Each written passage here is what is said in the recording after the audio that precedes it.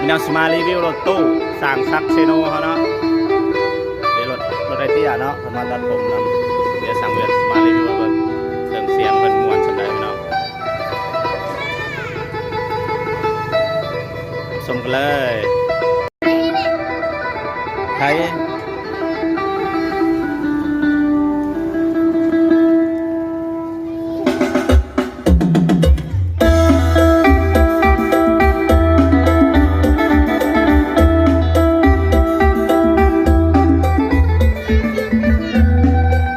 ไปเบิ่งข้างในก่อนนะ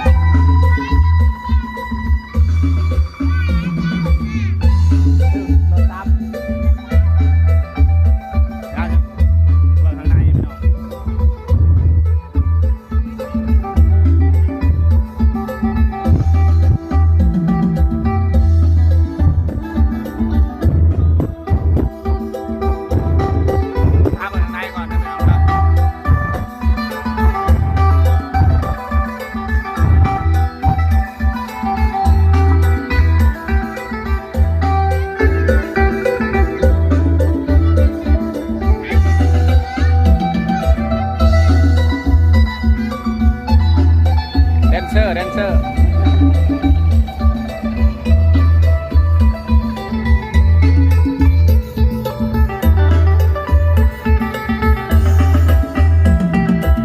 เก่าแต่เก่านี่เจ้าของรถเพิ่นเด้อเนี่ย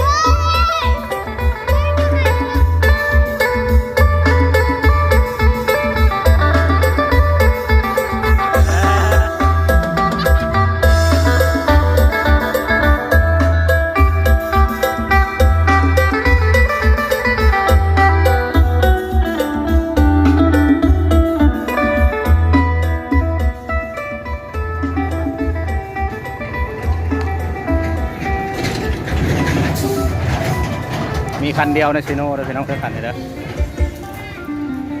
อันนี้เจ้าของเพิ่นเนาะ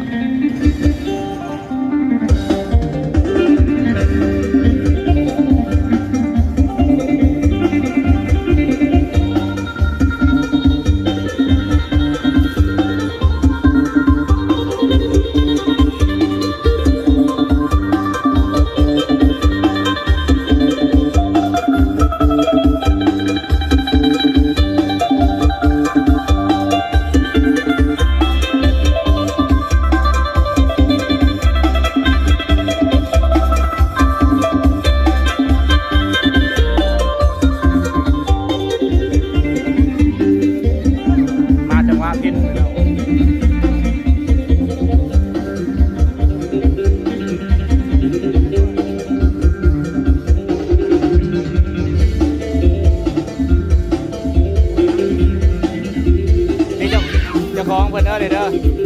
งานครับติดต่อมาได้เนาะงานจะหาเหมือนกันเนาะรับงานรับงานนะครับติดต่อได้เลยเบอร์โทร95121717ขับซักพร้อมเนาะขับซักพร้อมเนาะเซโนได้ไปเนาะเจ้าของเพิ่นเนี่ยเดี๋ยวช่างเวียนจะพาหล่ออย่างเดียวแบบรับน้ำลาย